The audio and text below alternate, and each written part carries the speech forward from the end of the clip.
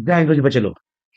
तो आज की क्लास में हम लोग रिस्पिरेटरी सिस्टम, जो आप लोग के चैप्टर का नाम है breathing and exchange of gases. Chapter को पूरे के पूरे हम लोग समझ जाएंगे कि रिस्पिरेटरी सिस्टम क्या चीज होता है, और चैप्टर का जो नाम है breathing and exchange of gases, ये चैप्टर का मतलब क्या होता है।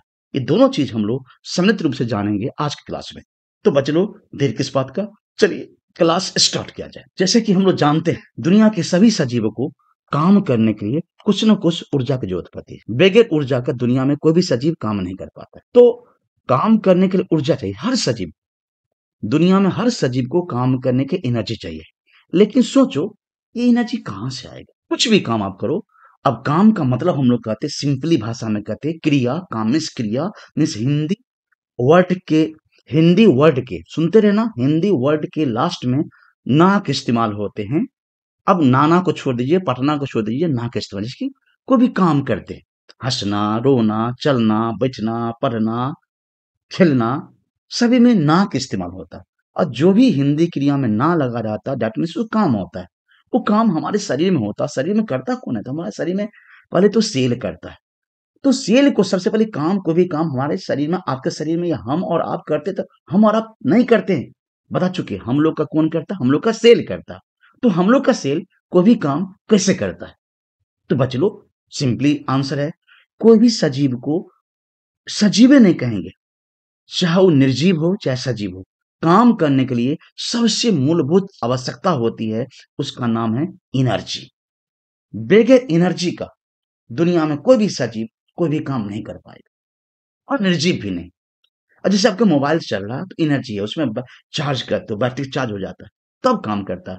लैपटॉप है, एनर्जी लगाते हैं, बैटरी से चलता है, उसमें एनर्जी लगता है या लाइन से चलता है, तो एनर्जी। तो एनर्जी का सिंपली डिफरेंस है, capacity to do work is energy. काम करने की सामर्थ्य को, काम करने की क्षमता को हम लोग ऊर्जा कहते हैं। तो अब चलिए बात आइए, हम लोग विषय वस्तु पर आते हैं। तो हम लोग के बॉडी में ये ऊर्जा कहां से आएगा, ये ऊर्जा कैसे आएगा? तो सिंपली बात है, आंसर जवाब दे सकते हैं कि ये ऊर्जा, गुरु जी, आते हैं जब हम लोग खाना खाते हैं। तो बच्चों, खाना खा के क्या ऊर्जा मिल जाएगा?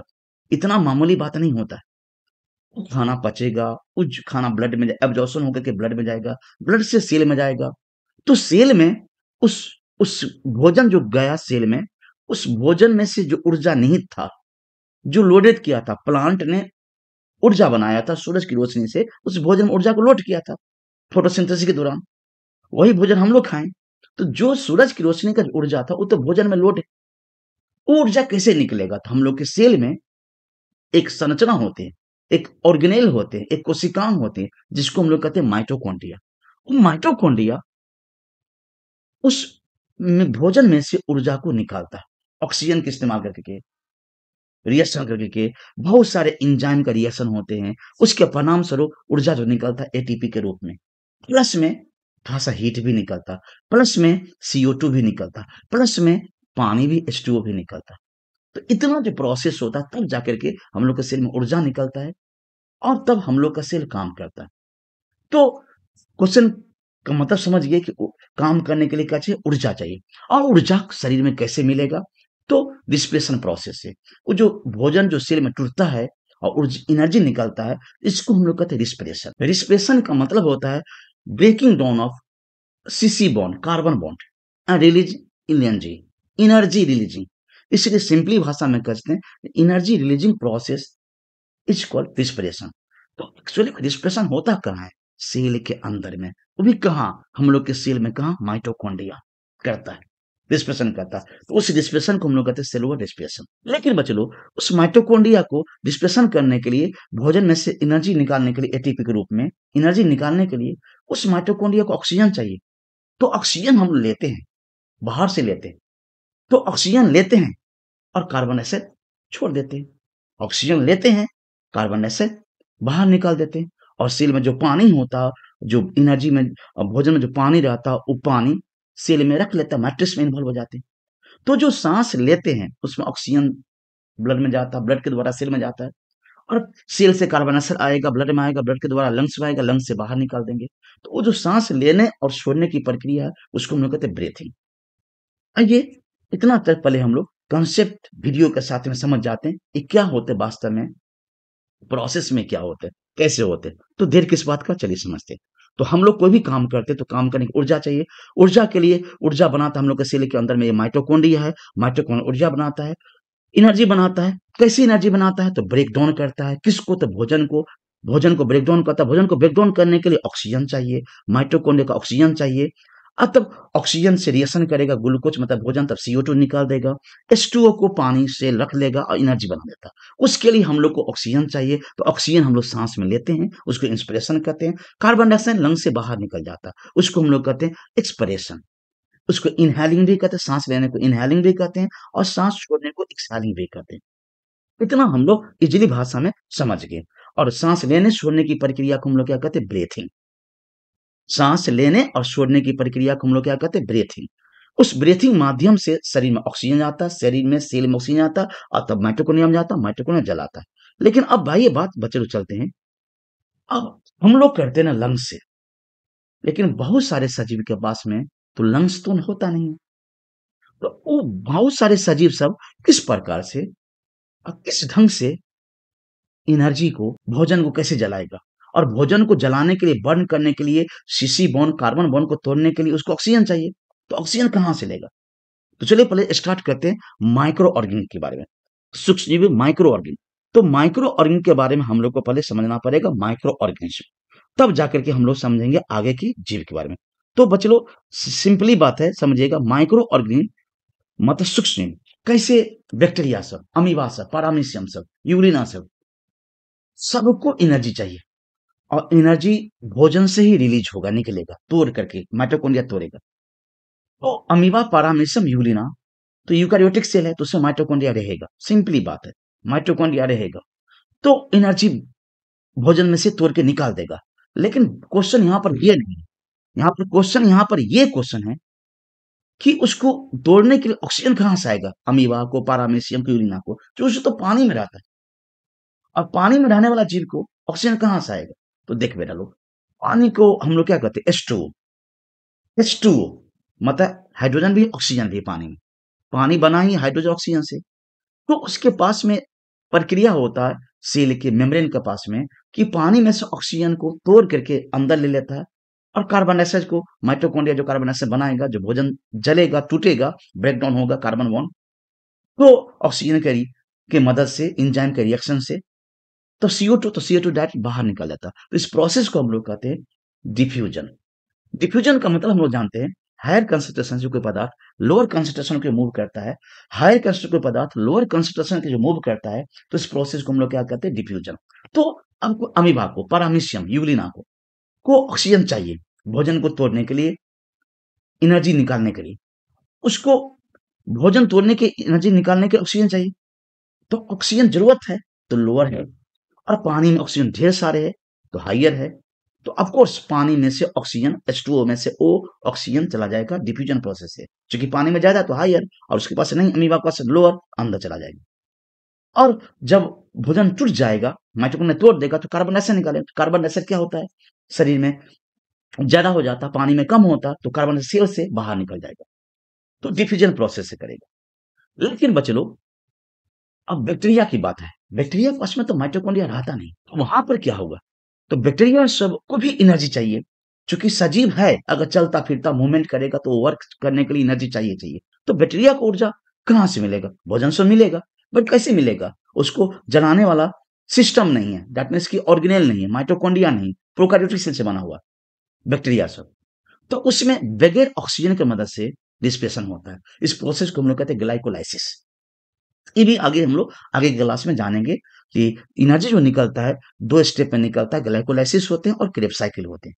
तो ग्लाइकोलाइसिस के माध्यम से बगैर ऑक्सीजन के यूज किए हुए ऊर्जा निकाल देता है बैक्टीरिया सब। हो रही बात, इसके आगे चलते हैं। ये जीव स्पॉन्ज है, अभी जो देख रहे हैं ये जीव स्पॉन्ज है।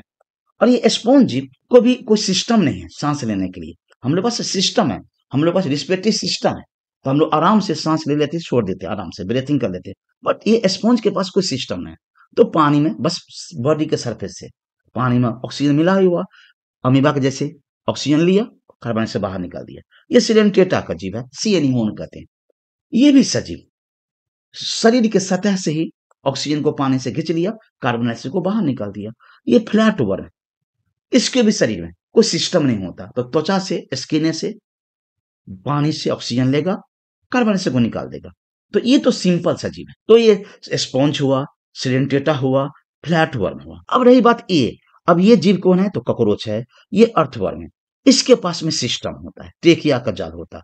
कॉकरोच के पास में शरीर में ट्रेकिया का जाल होता है, हवा खींचता है वो सब, उसके पास सिस्टम है, कीड़ा मकोड़ा के पास में। अब अर्थवर्म के पास में सिस्टम नहीं है।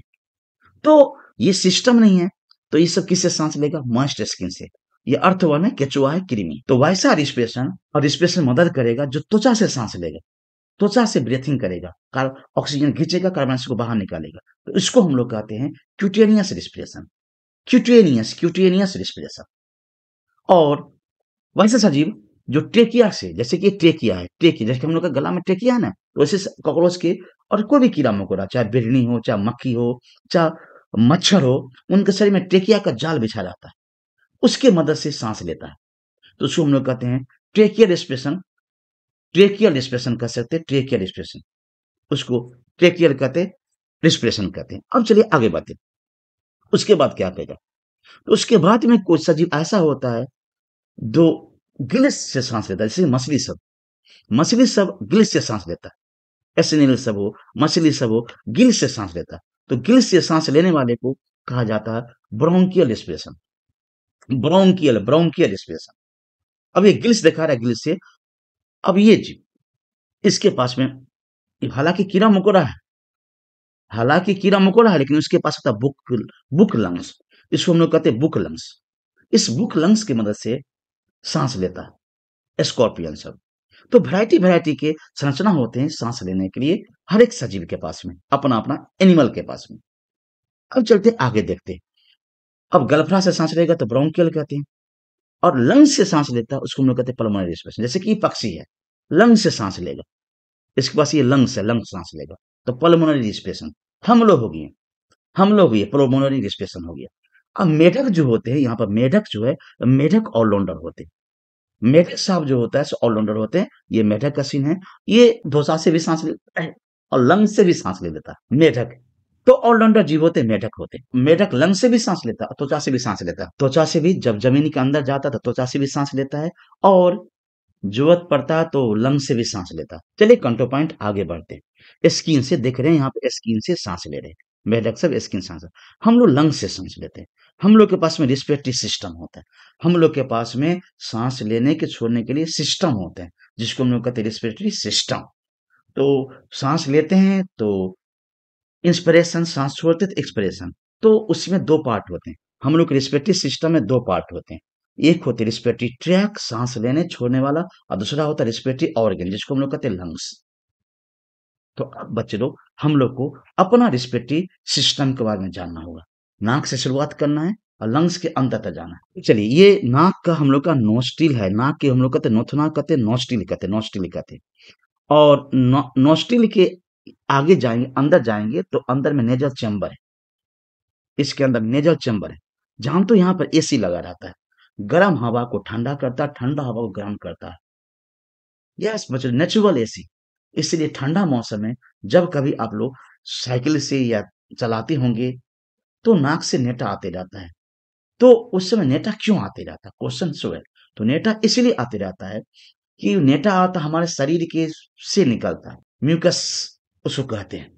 नेजल कंजेशन भी कर सकते हैं। उस शरीर से, सेल से निकलेगा, गोबलेट ग्लैंड होते हैं, तो वो निकालेगा। तो समझो शरीर का टेम्परेचर होता है 37 डिग्री सेल्सियस, और ठंडा मौसम में टेम्परेचर होता है वातावरण का, हवा का 8 डिग्री होता है, 9 डिग्री होता है, 7 डिग्री होता है, 10 डिग्री होता है।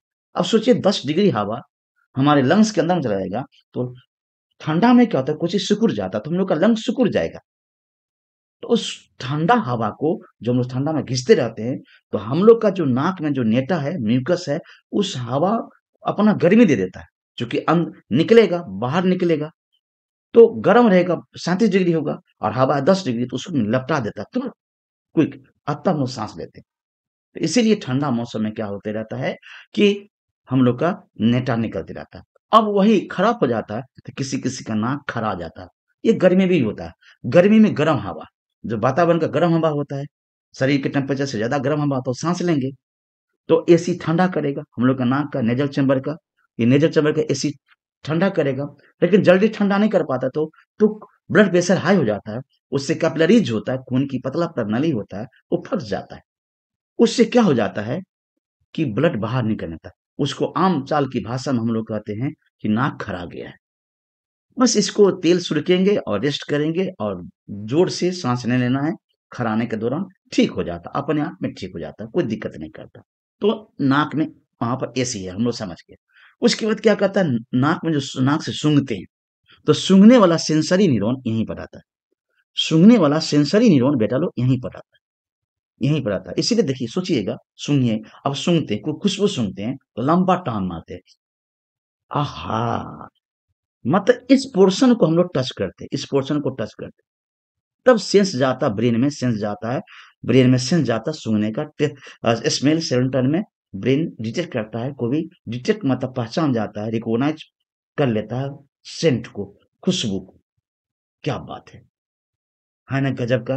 प्लस में सुनना में हेयर रहता है, वो हेयर क्या करता है, नाक में स्टार्ट होता है यहाँ से, तो हेयर भी रोकता है डस्ट पार्टिकल सबको, इसीलिए नक उससे अब म्यूकस में डस्ट पार्टिकल जुड़ जाता है, तो उससे आप लोग कहते हैं गोंगल में तो नकटी बन गया। तो बच्चों इसको कहते हैं हम लोग नॉस्ट्रिल, नाक का जो 2 गो छेद है नॉस्ट्रिल, और उसके अंदर में होता है नेज़ल चैम्बर, और उसके अंदर में जाएगा तो ये हो जाता है फारिंक्स। ये फारिंक्स दोनों का कनेक्शन होता है। ये फारिंक्स हम लोग का, नाक का भी और मुँह का भी दोनों जगह का कनेक्शन होता है फारिंक्स। फारिंक्स से नीचे जाएँगे तो लैरिंक्स होता है, ये लैरिंक्स, यहाँ से हम लोग को आवाज़ निकलता है, यहाँ से आवाज़ निकलता है लैरिंक्स। आप यहाँ पर हाथ देंगे और कुछ बोलेंगे तो लगेगा कि यहाँ पर कंपन कुछ हो रहा है। लैरिंक्स में साउंड बॉक्स होते हैं, वोकल कॉर्ड होते हैं, आदम सेपल होते हैं, वहाँ से आवाज़ निकलता है। और आवाज़ कैसे निकलता है थोड़ा-सा ये भी बता देते हैं, चूँकि ह्यूमन फिजियोलॉजी पढ़ रहे हैं, तो पूरा डिटेल से पढ़ना है, शॉर्टकट पढ़ेंगे तो काम नहीं चलेगा। तो आवाज़ चलो निकलता है, जैसे कि आप लोग बच्चे में मेला में जब जाते थे, तो पी-पी कहते थे, छोटा-सा, वो बोलता था पी-पी करके। कभी-कभी वो पी-पी खराब हो जाता था, तो आप उसमें इंजीनियरिंग करते थे, बहुत सारे स्टूडेंट किए होंगे। उसमें से 2 गो पत्ती रहता था, कमची, उसको निकालते थे, टेढ़ा-मेढ़ा करते थे, और जीविया रहता था, सटा लगा देते थे और फिर फूँक के देखते थे, आवाज़ निकलने लगता था। ये आप लोग किए होंगे। तो वैसे ही हम लोग के लैरिंक्स में, साउंड बॉक्स में 2 गो कमची जैसे पत्ती रहता है। कार्टिलेज का बना रहता है, कार्टिलेज का बना होता है, ध्यान में कहते हो पतला जैसे कान का हड्डी ना, वैसे था। तो जब हवा बाहर निकालते हैं, लंग्स में हवा रहता है, तो हवा जैसे बाहर निकालते हैं, छोड़ते हैं, तो कंपन होता है और कंपन से आवाज़ आता है। तो बच्चों लोग ये हुआ साउंड प्रोड्यूस करने का तरीका।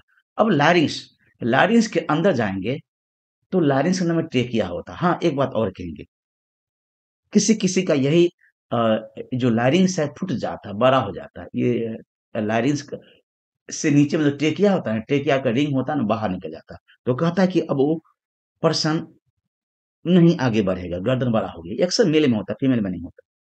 तो उससे बड़ा की बात नहीं होता, पतला गर्दन हो जाता है। चूँकि मेल का गर्दन अक्सर मोटा होता है, फीमेल का गर्दन अक्सर पतला होता है। इसीलिए फीमेल की आवाज़ सुरीला होते, पतला होते हैं, और मेल की आवाज़ थोड़ा-सा मोटा होता है। जैसे कैसे? आप लोग जानते होंगे horn and DJ sound box, box. तो मेल में समझने के लिए कहते हैं, मेल में बॉक्स लगा रहता है, और लेडीज़ में, गर्ल्स में हॉर्न लगा रहता है, मतलब लंबा रहता है ज्यादातर। तो उससे क्या होता है कि आवाज़ पतला होता है, दूध जाता है, और मेल के पास में बॉक्स लगा रहता है तो आवाज़ धम-धम करेगा, मोटा होगा। तो बच्चों ये हुआ पार्ट लैरिंग्स। चलिए तो हम लोग जान क्या रहे, रिस्पिरेटरी सिस्टम हम लोग अपना। रिस्पिरेटरी सिस्टम में 2 पार्ट होते हैं, एक का नाम होते हैं, एक रिस्पिरेटरी सिस्टम में 2 पार्ट होते हैं, जिसमें से एक पार्ट को हम लोग कहते हैं रिस्पिरेटरी ट्रैक्ट। मीन्स कि ये रिस्पिरेटरी ट्रैक हुआ, ये रिस्पिरेटरी ट्रैक हुआ, ये रिस्पिरेटरी ट्रैक हुआ, ये रिस्पिरेटरी ट्रैक हुआ, और दूसरा होता है ऑर्गन, इसका नाम है रिस्पिरेटरी ऑर्गन, रिस्पिरेटरी ट्रैक और रिस्पिरेटरी ऑर्गन। लैरिंग्स तक हम लोग थे, अब ट्रेकिया। अब ट्रेकिया के अंदर जाएँगे तो कार्टिलेज का रिंग होते हैं, अंदर जाएँगे तो 2 भाग में बँटेगा। उसको हम लोग कहते हैं प्राइमरी ब्रोंकी। प्राइमरी ब्रोंकी भी 2 भाग बँट जाएगा, 3 भाग बँट जाएगा, 4 भाग बँट जाएगा। सेकेंडरी ब्रोंकी वो भी बँट जाएगा। टर्सरी ब्रोंकी वो भी बँट जाएगा। ब्रोंक्यूल्स वो भी बँट जाएगा। एल्वेओली डक्ट वो भी खुलेगा। एक बैलून वाला सैक में, जिसको हम लोग कहते हैं एल्वेओली सैक्स, उसी में हवा जाता है। एक लंग्स में 30 लाख बैलून होते हैं जिसमें हवा भरता है, एल्वेओली सैक्स। इसमें भी 30 लाख, मतलब दोनों में मिला देंगे 60 लाख एल्वेओली सैक्स हम लोग के पास में रहते हैं। तो देर किस बात का, अब चलिए हम लोग समझने की कोशिश करें। ये नाक से स्टार्ट हुआ, उसके बाद नाक है, नाक का ये पार्ट, नाक में कार्टिलेज है, और कार्टिलेज मतलब ये पार्ट कार्टिलेज है, और बोन्स भी होते हैं। हवा को गर्म करेगा, ठंडा करेगा, मास्टिंग करेगा, फिल्टर करेगा, ये नाक का पार्ट, और स्मेल मतलब सुगंध, गंध भी लेगा। अब चलिए, हवा जा रहा है, इधर से जा रहा है, इसमें फारिंग्स में गया, फारिंग्स से गया यहाँ पर, फारिंग्स हुआ, फारिंग्स मतलब मुंह वाला पार्ट होता है, ये कंठ को फारिंग्स कहते हैं। फारिंग्स से गया तो फारिंग्स में यहाँ पर ग्लोटिस होता है, ये ग्लोटिस होता है। अब ग्लोटिस का भी काम थोड़ा जानिए, ग्लोटिस का क्या काम होता है, यहाँ पर ग्लोटिस होता है। जब खाना घोंटते हैं ना, तो ग्लोटिस क्या करता है, श्वसन नली को बंद कर देता है, भोजन नली को ओपन कर देता है, इसलिए खाना घोंटा हुआ चला जाता है आराम से भोजन नली में। कभी कभी यही ग्लोटिस जो है, ग्लोटिस, ये ग्लोटिस बंद नहीं कर पाता श्वसन नली को, और मुंह में खाना रहता, हंसते हैं वो, हंस देते हैं, या खाना खाने से बोल देते हैं, तो जाना चाहिए था भोजन नली में, खाना चला जाता है श्वसन नली में, तो बहुत जोर से हम लोग को सरकता है, उसको हम लोग का सरकना, घोंघट में हम लोग कहते हैं सरक गया, कुछ चर्चा कर रहा है, मतलब आपका नर्वस सिस्टम कहीं ना कहीं थोड़ा डिस्टर्ब होगा, और खास करके मुंह में रख के कोई चीज हंसना नहीं चाहिए, तो फंस जाता है। मतलब ये ग्लोटिस जो है, जब हंसेंगे तो हवा बाहर निकलेगा, और उसी मुंह में कुछ रहेगा तो अंदर चला जाएगा, लैरिंक्स के पास में, लैरिंक्स के पास में, और लैरिंक्स में भोजन जाना नहीं चाहिए, तो बहुत जोर से हवा बाहर निकलती है। तो ग्लोटिस का ये काम होता है, ढकने का काम करते हैं। यही है साउंड बॉक्स, यही कमची बचलो, यही साउंड बॉक्स है, हम लोग का साउंड बॉक्स है, ग्लोटिस है, साउंड बॉक्स है, यह कमची है, साउंड बॉक्स है। इसी से जब हवा बाहर छोड़ते हैं तो आवाज निकलता है। अब यहाँ से स्टार्ट, ये लारिंग्स हो गया, लारिंग्स से स्टार्ट होगा, यहाँ से जो आगे बढ़ेगा, एपिग्लोटिस के बाद लारिंग्स होगा, लारिंग्स के बाद होगा ट्रेकिया। अब देखो यही बहुत, यही सीन देखना। अब खाना जो हम लोग खाते हैं तो जाना चाहिए था भोजन नली में, तो ये श्वसन नली को ये पार्ट बंद कर देता है, ये पार्ट बंद कर देता है। कभी कभी ये खुले रहेगा, तो चूंकि बगल में नजदीक में कौन है, श्वसन नली, तो खाना चला जाएगा श्वसन नली में, ये भोजन दिखा रहा है कि अंदर जा रहा है, ये भोजन नली में जा रहा है, ऑसोफेगस में, लारिंग्स फायरिंग्स होकर के ऑसोफेगस में जा रहा है। इसीलिए बच्चे लोग थोड़ा सा ध्यान रखना पड़ता है, खाना खाने समय में चुपचाप रहना चाहिए, ज्यादा बोलना नहीं चाहिए। तो ये ढक्कन है, ढक्कन का नाम क्या है, ईपीग्लोटिस, इसको हम लोग कहते हैं ईपीग्लोटिस। जो आराम से ढक्कन ढक लिया, तो खाना जो है भोजन नली में गया, श्वसन नली में नहीं जा पाया। अब आगे देखते हैं, काम समझ के आराम से खाना मुंह से होकर के भोजन नली में गया, श्वसन नली में नहीं गया। अब ट्रेकिया है, ट्रेकिया दो भाग में बटा होता है, उसको हम लोग कहते हैं प्राइमरी ब्रोंकी। देख तो ऑक्सीजन हवा जा रहा है और कार्बन बाहर निकलता है। अब चलिए ये ट्रेकिया, ये तो हुआ लारिंग्स हुआ, और ये ट्रेकिया हुआ। ट्रेकिया के बाद में दो भाग में बटा है, इसको कहते हैं प्राइमरी ब्रोंकी, इसको हम लोग कहते हैं प्राइमरी, दो भाग में बट गया तो प्राइमरी ब्रोंकी। और प्राइमरी ब्रोंकी भी बटेगा सेकेंडरी ब्रोंकी, वो भी बटेगा टर्सरी ब्रोंकी में। अब पूरे लंग्स में जाल जैसे रहेगा, ब्रोंक्यूल्स में, और ब्रोंक्यूल्स खुल जाएगा एलिवोली डक्ट्स में, ब्रोंक्यूल्स में, और ब्रोंक्यूल्स खुल जाएगा एलिवोली डक्ट में, ये एलिवोली डक्ट है, और इसके बाद ये है एलिवोली सैक्स, इसमें हवा जाता है। और इस एलिवरी सैक के चारों बगल में रहता है खून की पतला पतला नाली, ये एलिवरी डक्ट है और ये एलिवरी सैक्स है। तो इतना तक बच लो, रास्ता हुआ रिस्पिरेटरी सिस्टम का, रिस्पिरेटरी ट्रैक हुआ, जाने वाला हवा को बाहर निकालने वाला रास्ता हुआ। अब एलिवरी जो सैक्स है, चारों बगल से पतला पतला खून की नली से लपटा रहा था, पतला पतला खून की नली से लपटा रहा था। अब लंग्स को कहते हैं हम लोग पल्मोनरी, तो पल्मोनरी वेन होगा, पल्मोनरी आर्टरी होगा। अब देखो, अब ये हार्ट है, हार्ट से लंग्स में आता है। अब यहाँ पर थिंक करना, हार्ट से CO2 खून पल्मोनरी आर्टरी लेकर के लंग्स में आएगा, ये लंग्स का दिखा रहा है कैपिलरीज है। अब लंग्स में क्या करेगा, CO2 को छोड़ देगा, जो एल्वेओली सैक में CO2 आ जाएगा, ब्लड में से आ जाएगा हायर से लोअर कंसंट्रेशन की ओर, और लंग्स में हवा रहता, हवा में ऑक्सीजन ज्यादा रहता है, तो हायर से लोअर की ओर, और लंग्स में से O2 चला जाएगा ब्लड में, ब्लड पल्मोनरी वेन के द्वारा इस हार्ट में ला लेगा, हार्ट पंप करेगा, तो इसके द्वारा, इस नली के द्वारा, एरोटा और आर्टरी के द्वारा, एरोटा इस नली को कहते हैं एरोटा, और इसको आर्टरी कहते हैं, ऊपर में भी गया नीचे में गया, आर्टरी के द्वारा पूरे शरीर में O2 चला जाएगा। फिर पूरे शरीर से CO2 खून को लाता है, ये नली आता है, इसको कहते हैं अब superior vena cava, inferior vena cava, मतलब भेन्स, भेन से लाता है, इसको कहते हैं राइट ऑरिकल, और ये है राइट वेंट्रिकल, और इससे खून जाएगा CO2 दोनों लंग्स में, इस लंग्स में भी गया, इस लंग्स में भी गया, CO2 को लंग्स में छोड़ दिया और O2 को ले लिया, O2 को फिर हार्ट में लाया, लेफ्ट ऑरिकल में, लेफ्ट आर्ट्रियम में, लेफ्ट आर्ट्रियम से आ गया लेफ्ट वेंट्रिकल्स में, और लेफ्ट वेंट्रिकल पंप किया O2 खून को, लाल इंडिकेट करता है कि O2 है, ब्लड में O2 ज्यादा ऑक्सीजनेटेड ब्लड है, और ब्लू कलर शो करता है कि CO2 ज्यादा है, डीऑक्सीजनेटेड ब्लड है, मतलब ऑक्सीजन कम है, कार्बन से ज्यादा है, तो ब्लू कलर शो करेगा। इससे हार्ट पंप किया तो CO2 खून चला गया कहाँ, लंग्स में, लंग्स में CO2 को छोड़ दिया, एल्वियोली सैक में CO2 चला गया हायर से लोअर की ओर, और लंग्स में O2 रहता है, ऑक्सीजन, ऑक्सीजन ब्लड में मिल गया, ब्लड फिर इसमें आया, फिर इसमें से इसमें आएगा, लेफ्ट आर्टियम में, लेफ्ट आर्टियम से लेफ्ट वेंट्रिकल में, हार्ट में 4 चेंबर होते हैं, लेफ्ट वेंट्रिकल को हार्ट भी पढ़ेंगे हम लोग, लेफ्ट वेंट्रिकल पंप करेगा, पूरा शरीर में जाएगा, पूरे शरीर में सेल में जाएगा, सेल क्या करेगा, फिर O2 को ले लेगा, ब्लड में से O2 को ले लेगा और CO2 को छोड़ देगा, CO2 को फिर ये दोनों नली लाएगा। इस तरह से प्रक्रिया बच्चों शरीर में चलते रहता, चलते रहते चलते देखो CO2 जा रहा है, ये CO2 जा रहा है पल्मोनरी आर्टरी के द्वारा जा रहा है, और ये दिखा रहा है कि ब्रोंकी है, primary bronchi, secondary bronchi, tertiary bronchi. अब चलिए लंग्स के बारे में, अब हम लोग के लंग्स के बारे में डिटेल से पढ़ना पड़ेगा। लंग्स, आखिर हम लोग का पेपर आया लंग्स से, तो बच्चे लोग लंग्स के बारे में विशेष नॉलेज आज बस यहीं तक, एक क्लास यहीं तक, फिर नेक्स्ट क्लास में इसके आगे हम लोग जानेंगे। तो बच्चे लोग बस यहीं तक, जय गुरु जी।